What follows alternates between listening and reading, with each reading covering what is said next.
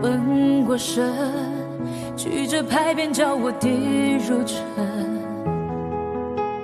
拘我魂，条条规训叫我忍了吞，笑我的虔诚，迈不出家门，要不争要我忍，浑身的走完这一生。可是我听见风来自海上和天空，他说别低头，低头便入牢笼。你是海浪，也是长风，怎可以上锁了？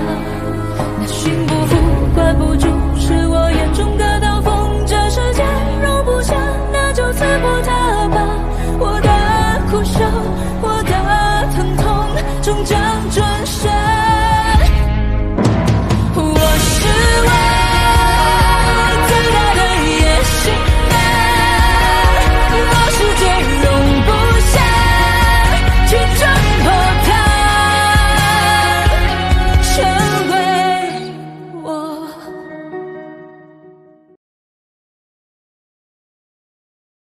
所以，与其捏在自己手里，不如大方的送出去，作为一个筹码，和守源药妆谈其他的条件。其他什么条件呢？卖出去的所有羽绒粉，都必须标着陈记这块牌子，而陈记这块牌子，完全归咱们所有。哎呀，陈记这块牌子现在是不值钱的。现在是不值钱。但如果我们能利用守源药妆的人脉，再利用眼下大家对羽绒粉的追捧，让陈记这块牌子全国闻名，那往后不论我们拿这块牌子卖什么，都事半功倍了。对，爹啊，我觉得少华说的有点道理。按照我们现在这个势头啊，每个月多卖他500元，这不是不可能的。没有必要就跟他们合作。陈记这个牌子嘛，只要我们慢慢来做，总有一天也会出人头地的。没有必要啊，借他们的事。爹说的是，但我就是怕这慢慢来，不知道什么时候才能等到那一天。此事不必在意。爹。就这么定了。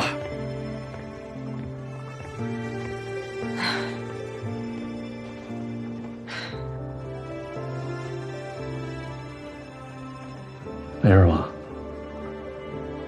爹还是太看重眼前的小利了。爹肯定有爹的考虑嘛。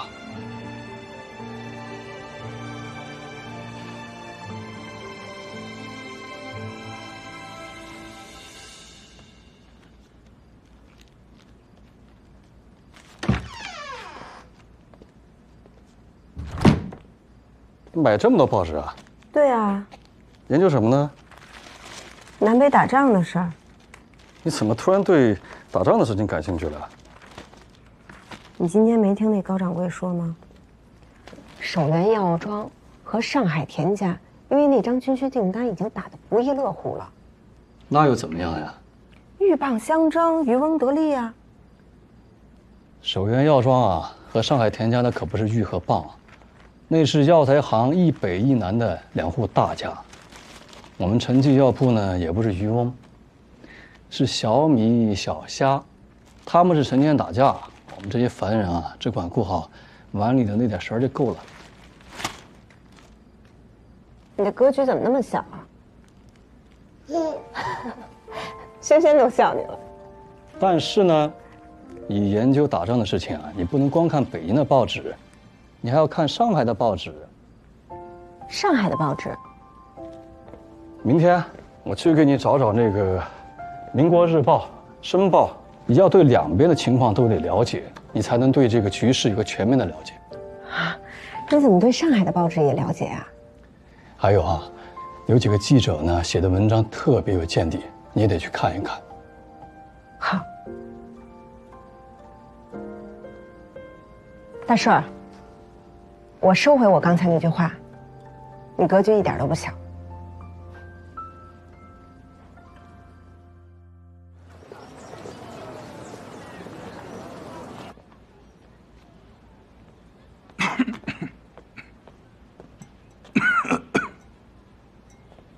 我能坐这儿吗？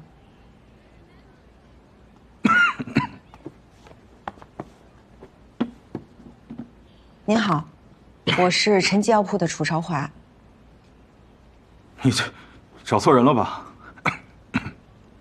若是为了利，那肯定是要找徐特使和兰主任；若是在取利之外，还想济世救人的话，那只能是找您商副官了。嗯，看不出来你还挺会说话呀。这是我们陈记药铺的报价单，商副官，您看了就知道，我们陈记药铺不光会说话，更会做事。哎，账单。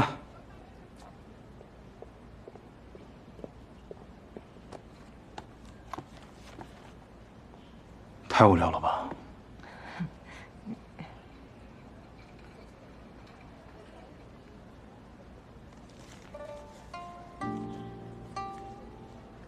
你们这是根据不同的伤情调了不同的药包啊，同样是止血止痛，伤处不同，所用药材那也是有差别的。就譬如之前商副官即被中枪，如果能及时用上我们的正骨药包，必定不会落下下雨天肿痛的病根儿。你是怎么知道我之前几辈曾经中枪，又是怎么知道我有这个病根呢？商副官曾经参加讨密，冲锋在前，雄姿英发，那可都是在报纸上登载过的，我等小民都有印象的。嗨，俱往矣，不值一提。商副官，何不再看看我们这报价？恕我直言啊，你们要这么报价，那可没什么胜算呀。我们陈记药铺这报价可能不是最低的，但您看看我们的用料，那绝对是最真最好的。那你这么说，你怎么保证呢？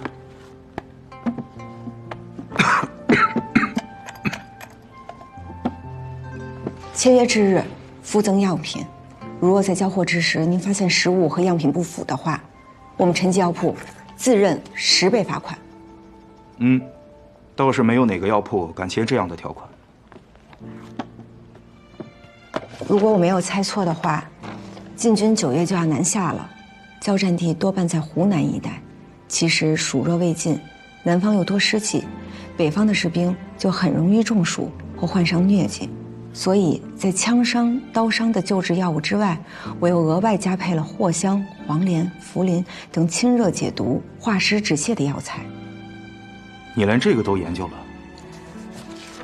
战事莫测，万一不能速战速决，天气又由热转凉，尤其暑热之症未绝，又容易受上风寒，那就更麻烦了。所以我又加配了专治内热外寒的药材，到时候让医官照方取药即可。难为你们这么用心啊！其实，我们宁可不挣这份钱，也不希望打仗的。但是国家大事，不由我们决定。我们唯一能做的，就是希望士兵尽量不要受伤。万一受了伤，至少能够得到最及时、最有效的救助，将伤痛减轻。要是所有人呀，都能像你们这么想就好了。可那些人呢？他们想的就是他们的回扣，他们的利润，而这些在前线打仗士兵的生死，他们根本就不在乎。商副官，难道就不能为前线士兵再争取一下？我吗？我人微言轻。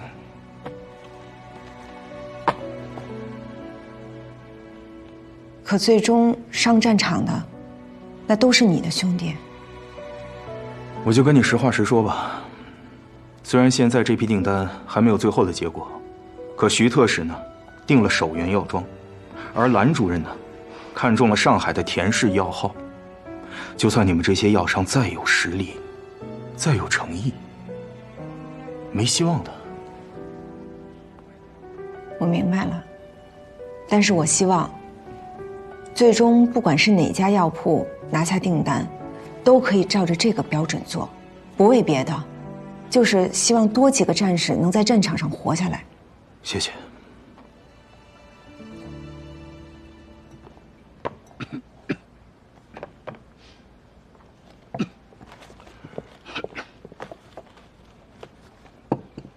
这是？啊，我前2天在徐特使那儿，听到您一直都在咳嗽，我就专门配了这碗清凉解表、专治热咳的药。商副官，虽然第一次见面，但您若信我的话，可以试试。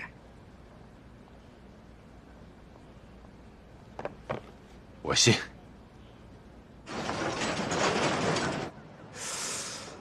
这事儿有点难办呐。嗨，这事儿啊，要是别人来办，那确实是很难办。但是您赵老大来办的话，那就是信手拈来。这话我爱听。虽然我在八大胡同人头挺熟，啊，大家都给我面子，不过要没点这带响的东西，也不太好办。我给您500大洋。真的？真的。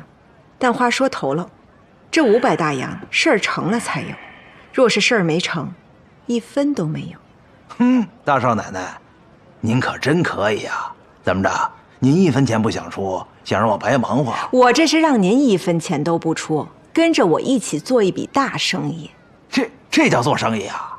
赔了您没有任何损失，顶多就是白忙活一场。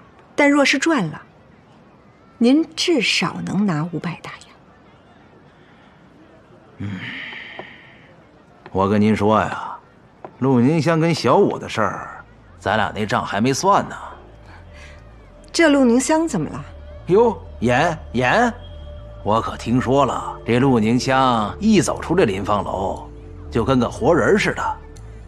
还有，那小五是你亲戚吗？嗨，这倒也没那么神乎吧。只不过这事儿我也是没想到，这陆宁香还真能救回来，也算是我捡一便宜。但至于这小五呢，我得跟您说实话，他确实不是我远房亲戚，但是我找他，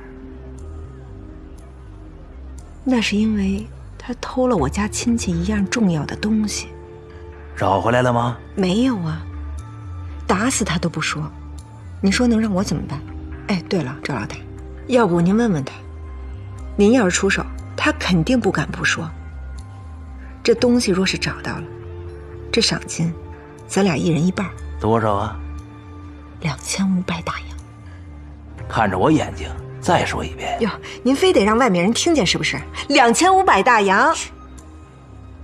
总算跟我说了句实话。这在您面前我不敢说谎，不是？哎，小五这事儿嘛，咱们先放一边吧。你说这军需单子这事儿，行，算我一股。呀，那谢谢您了。不客气。小心台阶啊！好。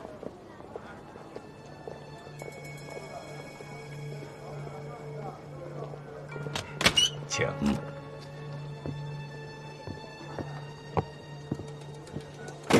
是。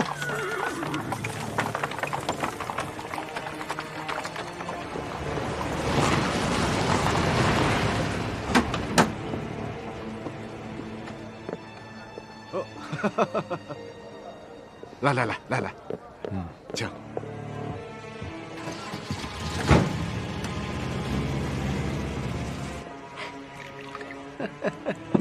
许老板，我敬您一杯。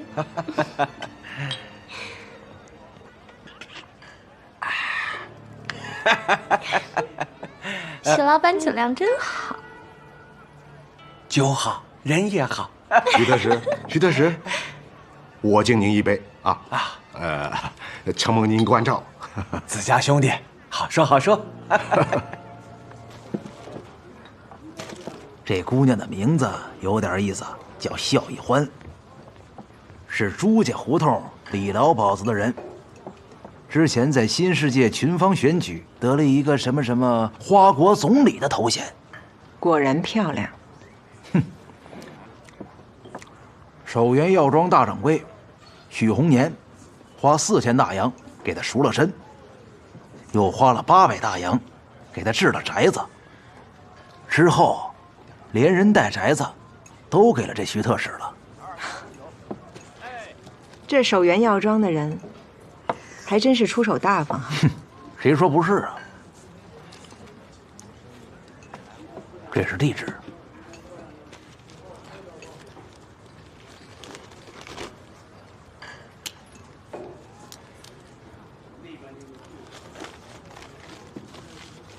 赵老大，让我怎么谢谢您呢？您客气了，不是？咱两清了。您喝茶。哎。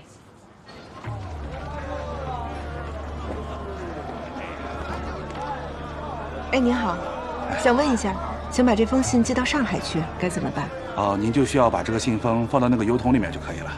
邮筒？啊，对，就那边。好，谢谢。不客气。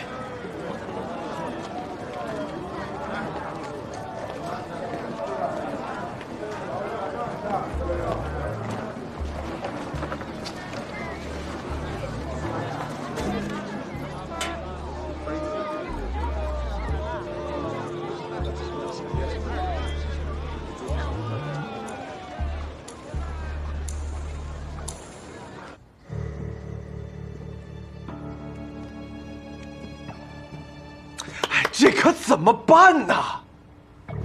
不是说这事儿没有别人知道吗？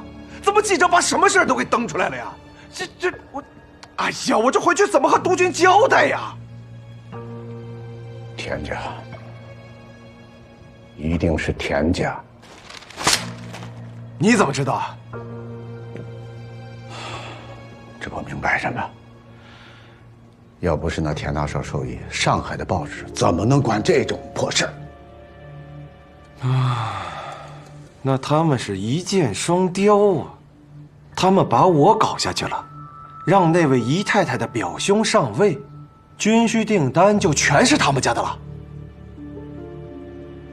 行，既然他们不守规矩，那就别怪我不择手段了。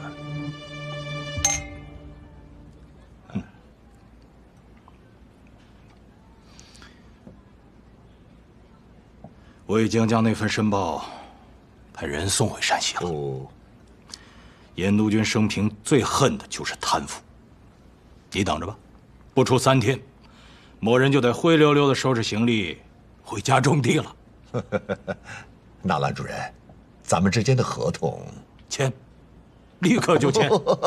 那就谢谢兰主任了。哎呀，我还得感谢你呢，竟然想出这么一招。什么招？不是你把他们私底下的交易通给记者的吗？我还以为是你干的呢。不是你，怎么会是我呢？那会是谁呢？管他是谁呢，生意能做成不就行了吗？对，说的对呀。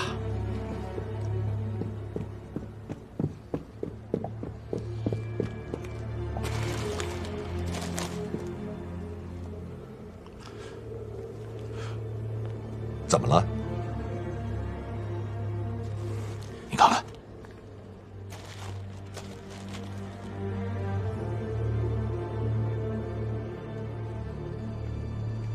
夏元这王八蛋，哎，他给我来这招啊！这面可以试试。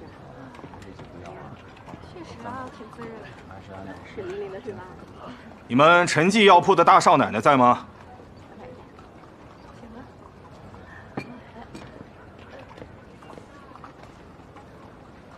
商副官，据说啊，这个北京的报纸跟这个田家杠上了，上海的报纸死盯这个守元药庄，两边呢争相揭露这个药庄的这个采购的黑幕。严督军知道之后大怒，下了命令，哪儿的药都行，就是不能用这个守元药庄和这个田氏药号的。这两家大药商啊，这一次啊，可是栽了一个大跟头。对呀，这还不算完啊！严督军把这个徐特使和兰主任啊全部撤职召回。哦，所有的采购项目给了那个商副官负责，而这个商副官呢又特别看重我们这个陈记药铺，所以呢就水到渠成了。可咱们这陈记药铺还名声在外啦。大帅，这商副官是何以知道我们陈记药铺啊？那都是韶华的功劳了。他还得店里头记账、点货，他能有什么功劳？要不你自己讲讲，这个单子你怎么拿下来的？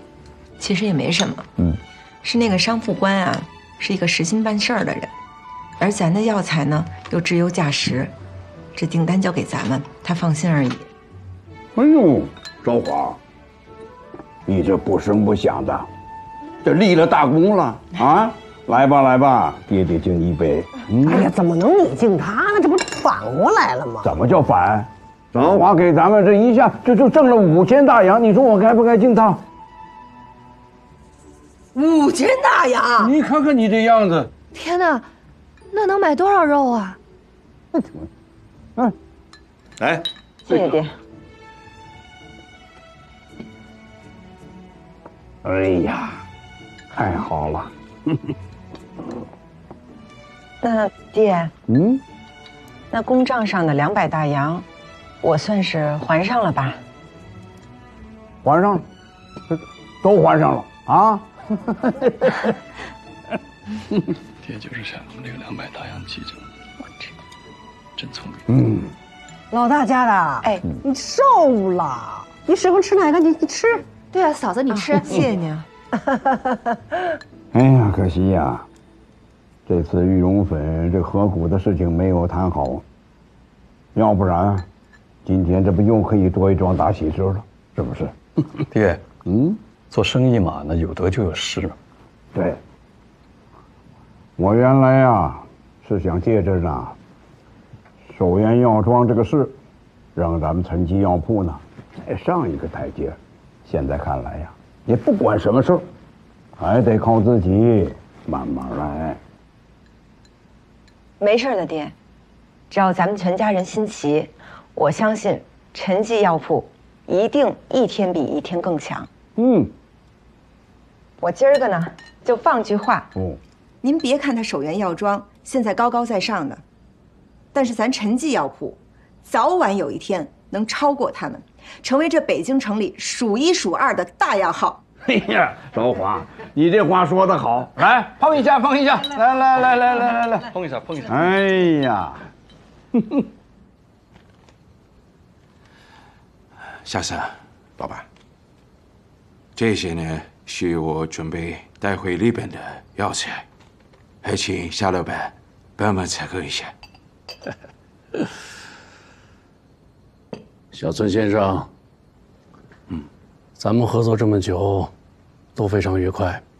放心，给你的药材绝对是质量最好的，而且价格是最优的。那真是非常感谢夏生。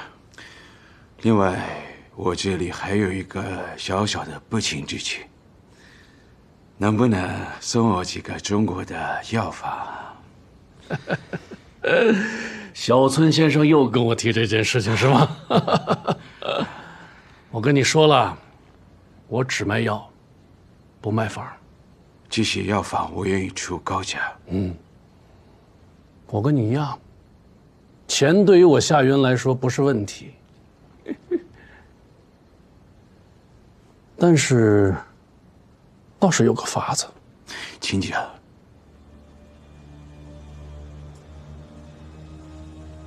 你把小村制药的秘方给我，我就给你我的方子。哎呀，夏生，你开什么玩笑？所以说嘛，既然这样，那夏生，我先告辞了。合作愉快，送小村先生回客栈。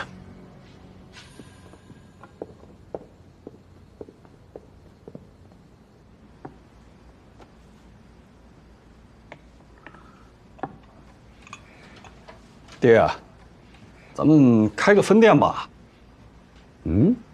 一个药铺能做的生意最远不出5里地。你不仅1家2家，你最好就是10家100家。你不仅要在这个北京城里开，你甚至要开到全国各地去啊。大顺呐，知道开个分店得需要多少钱吗？你这回这个军需订单正好不这个挣的钱合适吗？刚刚有点盈余啊，这又开分店，这未免太急了吧？爹，我倒是觉得，的确是得趁热打铁。趁咱这玉龙粉正在势头上，咱赶紧把陈记药铺的名头打出去。就算将来玉龙粉卖不动了，可咱陈记的牌子早已名声在外了。哼哼，韶华，现在咱们陈记药铺这都有点忙不过来了，再开个分店，你这不是捉襟见肘吗？这分店和老店看似是两处的生意，但事儿上其实还是那些事儿，就是把一半的货呀放到另外一处去卖，等于办一件事儿，赚2份钱。啊？爹，我算过了，刨去这军需订单呀，咱陈记药铺1年的收益，也不过是3000大洋。但是开分店以后就不一样了，2家店1年总收益加起来，那能达到8000大洋。那么多钱，应该多买几亩田地更保险。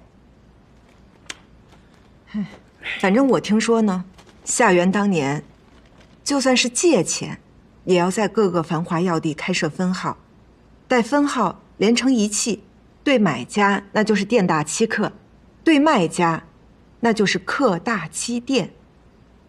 就这么着，才有了守元药妆的今天。对，就是这个道理。你陈记药铺有了这个分店，有了名字，那客源就多了呀。你客源多，那货源就好谈了，那这个成本它就可以降下来。你成本降下来了，那挣的钱不就多了吗？说说吧，到底怎么回事？老板，这件事情是我没办好，我认罚。罚倒是次要的，关键是这生意怎么丢的，自己心里有数了吗？清楚，轻敌了。只顾应酬徐特使，却没料到，这田大少的手段竟然如此下作。可最终这田大少也没有拿到这份订单呐。是啊，被一家小药铺捡了漏。小药铺？多小？陈记药铺。正是那家陈记药铺。这陈记药铺也是运气好。生意场上没有运气，只有实力。是。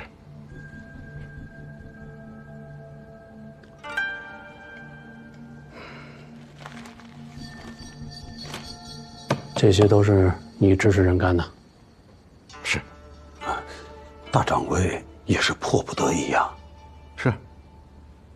是他田大少指使上海的记者攻击我们在先，我是被迫反击的。那上海记者为什么会知道这么详细？田大少跟他们说的。那谁又跟田大少说的呢？这不太清楚了。你跟徐特使之间的往来，除了咱们自己人之外，还会有谁知道？也就只有八大胡同的几个人知道。八大胡同，当初羽绒粉就是从八大胡同搞出名头的。正是。老板，你是怀疑这件事情是陈记药铺干的？不值得怀疑吗？最终的受益者可是他们呀。既然你们都看好，那就开吧，啊！但是啊，咱们说好啊，这老店我来坐镇，分店嘛，就交给大顺还有你们2个来打理。谢谢爹。爹，分店交给我和大顺来打理没问题。但我还有一个条件。什么条件？我和大顺要分店的50%股份。什么我跟你爹还没死呢，你这要分家吗？娘，不是分家，是把家里的账目算清楚。你算清楚吗？你凭什么要股份呢？这些年来，别的不说，光玉龙粉这一项进项就占陈记药部的1半收入，还有这军需订单也是我拿下来的，这才有开分店的本钱。所以，我和大顺要50%的股份，并不过分。什么是股份？你爹给没给你20块大洋当奖励呀？大顺2顺都没有，你要什么股份呢？娘，柜上的伙计他傻干活不动脑子，每个月还有薪水，年底还有分红，这1年下来还不止20个大洋吧？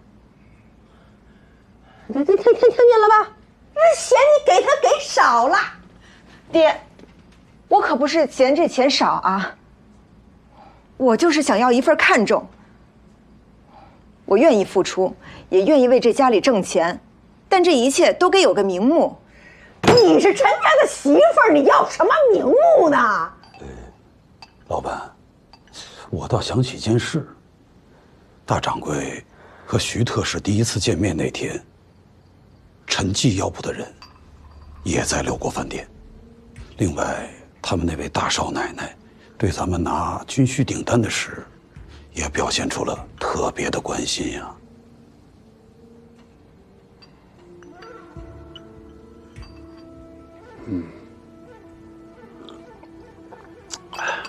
说说羽绒粉吧，跟陈记药铺谈的如何呀？没谈成。没谈成？是这样，他们不愿意共享秘方，也不接受4、6分成。后来我让到了55，他们的态度有所松动，但突然又坚持只做陈记这块牌子。那既然如此，便无法再谈了。厉害呀！看来之前我是小看陈家老爷子了。这陈家老爷子老练持重，但我觉得这陈家最厉害的倒是他们家那位大少奶奶玉龙粉，就是她的主意。大少奶奶，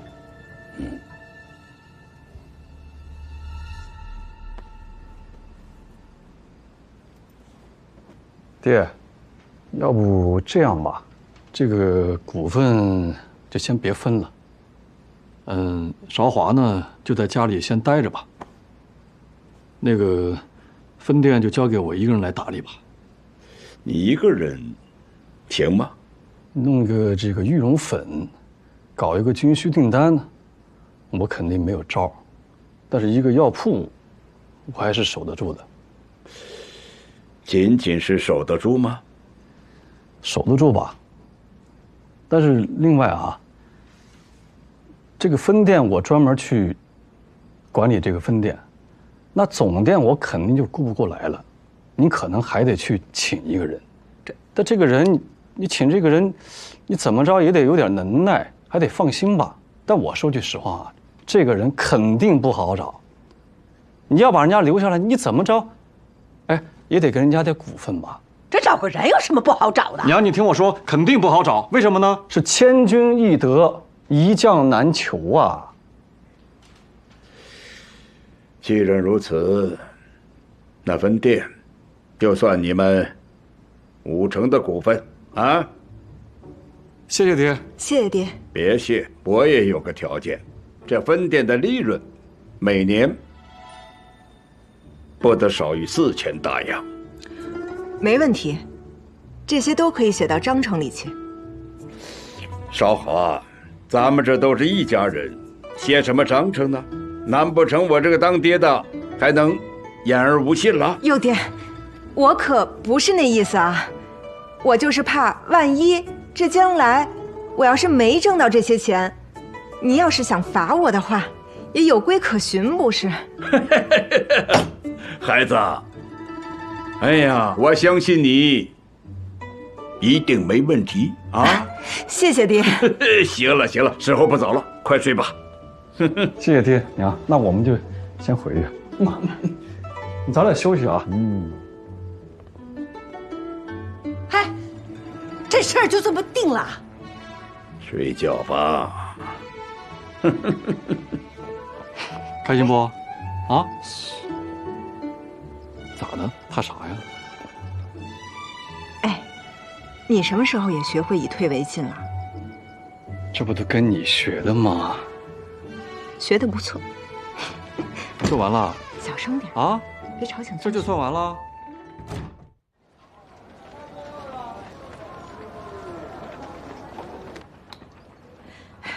回来了。哎呀，回来了。哎呀，怎么样？给你累的，来。再来一碗。房子已经开好了，明天就能签。木匠、石匠、瓦匠那边也都谈好了，家具呢，明天就能定。牙行那边，后天去。别太累了。我不累，我就盼着咱们这分店早日开张呢。快了。对了，你的信。我的信。对，上海来的啊，那肯定是二妞写给我的。这信是代笔先生帮二妞写的吧？字儿不错。韶华无子，见字如面，无异于沙场工，稍作安顿。余未知上海之时，已知上海之大之繁华。此行亲见，更是闻所未闻，见所未见。唯期盼如意能早赴上海，大展宏图。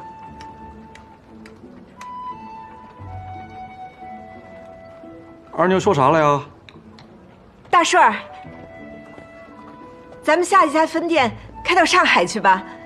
好啊。然后，再下家分店开到广州去。行。再下一家，再下一家开到汉口。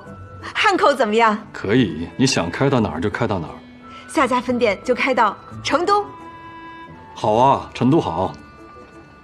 然后我们把店开到全国各地，一个一个来。对，一步一步来。先去上海，得努力啊。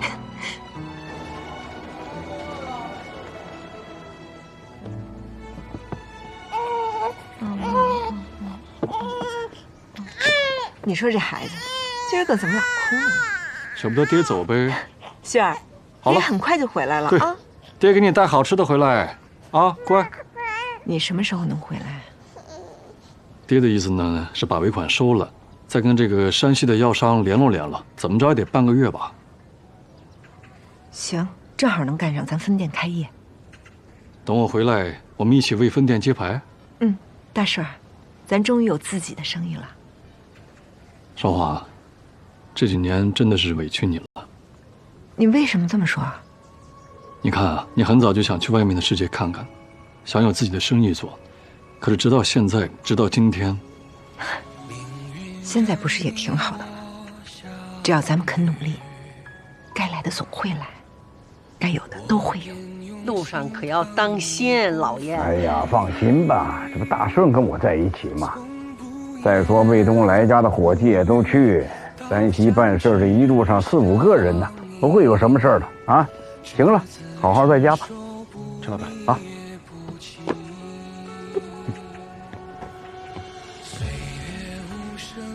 路上吃的东西在哪儿呢？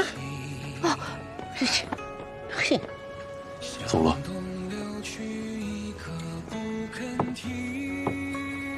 大顺儿，我等你回来。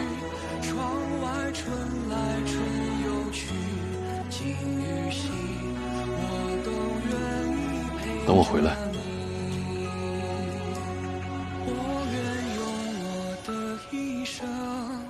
只守护你一人，不让风雨侵袭你。路上小心，路上小心啊！走走走，走走走。抒情我的心。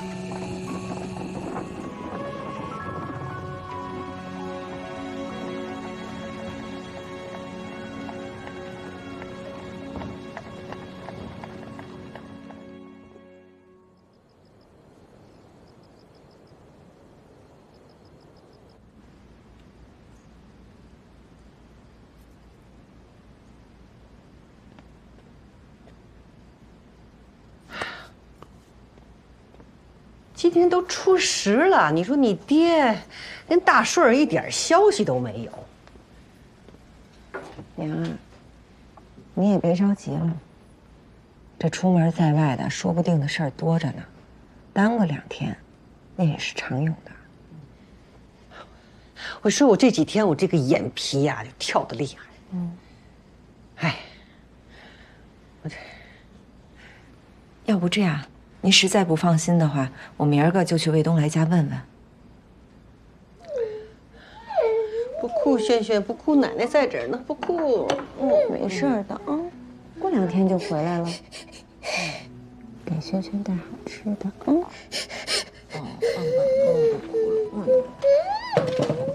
没事，抱抱啊，抱抱，不哭，不哭，不哭。哎，不哭，好孩子，不哭。哎呀，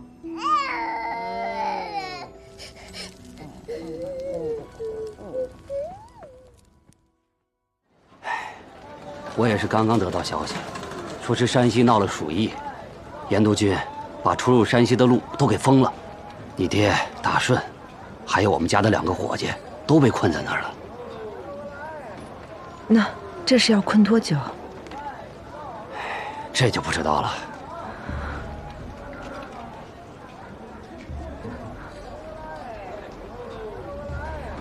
鼠疫，老爷跟大顺儿，娘，爹和大顺儿只是暂时被困着，等鼠疫散去了，封锁令解除了，他们就能回来了。鼠疫可是要死人的。娘，您放心，爹和大顺儿在这行里走了这么多年，他们一定知道怎么用药，怎么防着。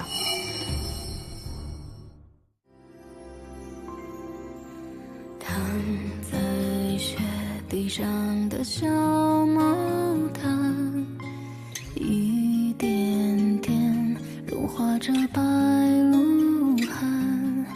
爱爱茫茫的雪路上，是你心中彼岸。小小风浪洒洒混云端，藏在他心中的小